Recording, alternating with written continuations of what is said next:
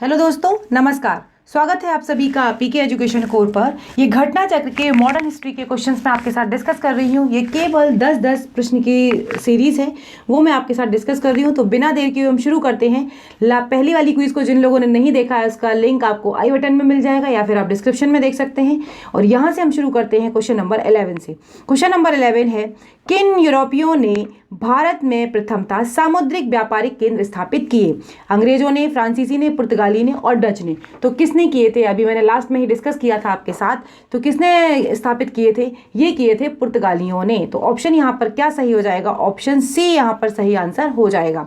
जानते हैं हम कि यूरोपीय शक्तियों में सबसे पहले पुर्तगाली थे जिन्होंने भारत में सामुद्रिक व्यापारिक केंद्र खोले थे।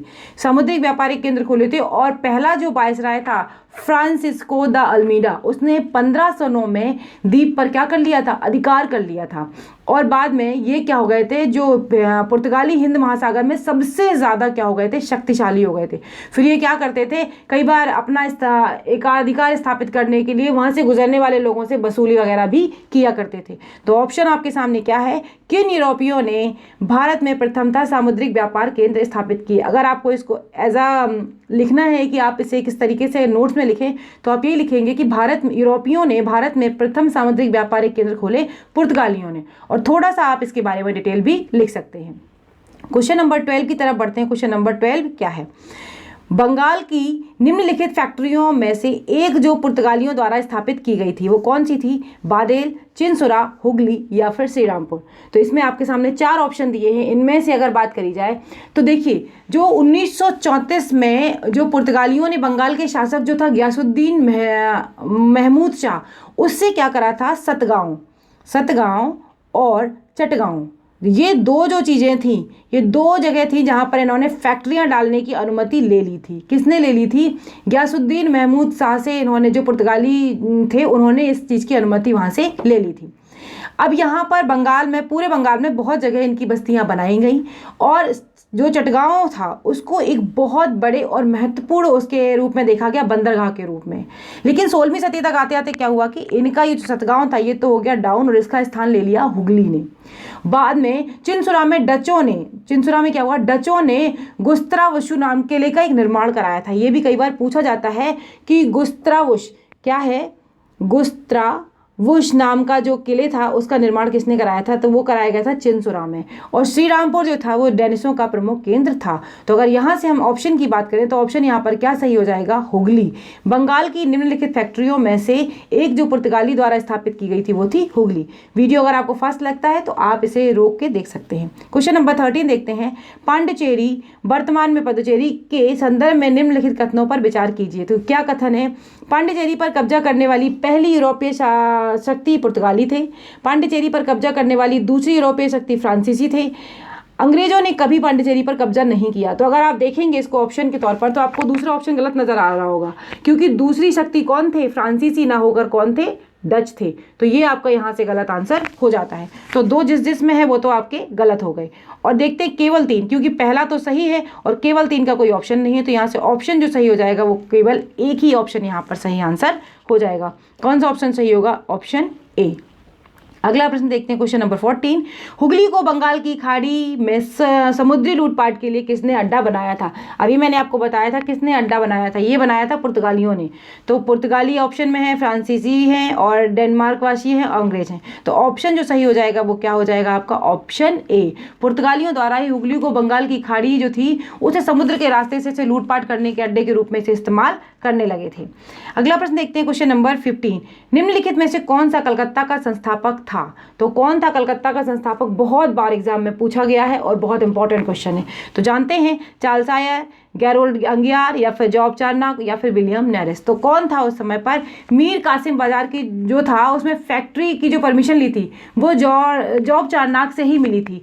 और इसके लिए जो कलकत्ता के संस्थापक थे वो कौन थे? जॉब चार्नक ही यहाँ पर कलकत्ता के संस्थापक थे। तो ऑप्शन बी यहाँ पर सही आंसर हो जाएगा।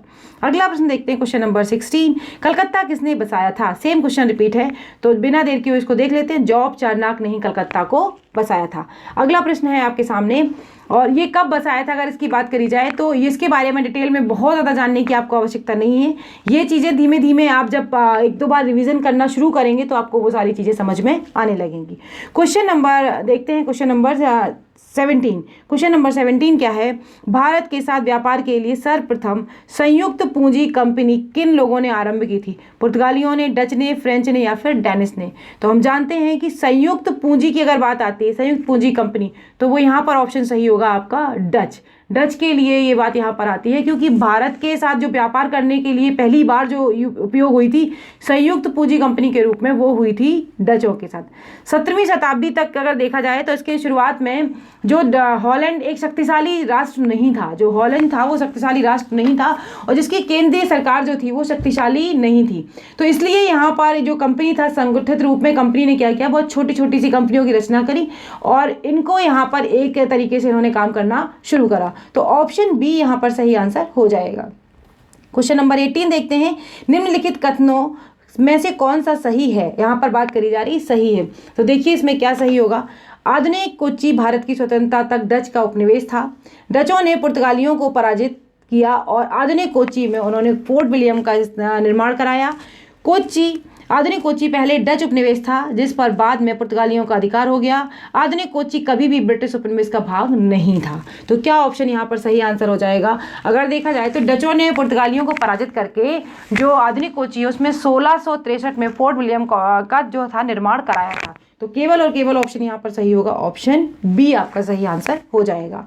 अगला प्रश्न देखते हैं। अगला प्रश्न है क्वेश्चन नंबर 19। भारत में ईस्ट इंडिया कंपनी की सफलता का राज था।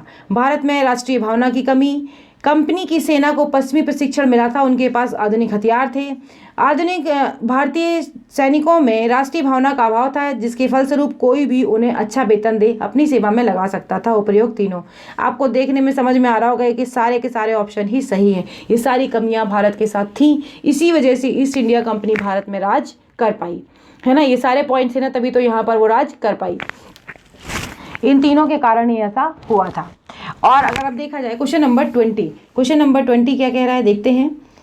लास्ट प्रश्न है क्वेश्चन नंबर 20। निम्नलिखित ब्रिटिश कंपनियों में से किसे भारत में व्यापार करने का पहला अधिकार पत्र प्राप्त हुआ था? तो Levant company, East India company, the English company, trading to East Indies और ओस्टेन कंपनी। तो क्या ऑप्शन इसमें सही हो जाएगा? इसमें सही हो जाएगा अगर देखा जाए, देखो लीवेंट कंपनी जो थी उसको पहली बार भारत में स्थल मार्ग के द्वारा व्यापार करने की परमिशन मिली थी। कब मिली थी? 1593 में। तो अगर ऑप्शन के तौर पर देखें तो लीवेंट कंपनी ही यहाँ पर सही आंसर होगा, ना कि the English company trading to East Indies. ये यहाँ पर नहीं सही होगा। ऑप्शन क्या सही हो जाएगा? ऑप्शन ए सही यहाँ पर आंसर हो जाएगा। बाद में फिर क्या होता है कि 31 दिसंबर 1600 के लगभग महारानी एलिजाबेथ जो होती हैं, इन्होंने the governor and company of merchant of London trading into the East Indies को समुद्री मार्ग से ईस्ट इंडिया के साथ व्यापार करने के लिए पहला अधिकार पत्र इनको प्रदान किया गया था। तो बहुत सारी डिटेल की चीज़ें हैं, आगे भी उन चीज़ों को जानेंगे। तो यहाँ पर अगर देखें तो आप इतना ही याद रखिए, उसको नोट्स में जरूर लिख लीजिएगा कि ब्रिटिश कंपनियों में से किसे भारत में व्यापार करने का पहला अधिकार पत्र प्राप्त हुआ था। तो वो हुआ था लीवेंट कंपनी को, और ईयर जरूर लिख लीजिएगा 1593। दो ऑप्शन आपको यहाँ से बहुत आसानी से मिल जाएंगे और आपके क्लियर हो जाएंगे। ये पूरा वीडियो था जो मैंने आपके साथ 10 क्वेश्चन डिस्कस किए। वीडियो अच्छा लगा हो तो लाइक शेयर करना बिल्कुल ना भूलें। चैनल पर नए हैं तो सब्सक्राइब कर दें। अगले वीडियो में फिर मिलेंगे, तब तक के लिए बाय बाय दोस्तों, नमस्कार।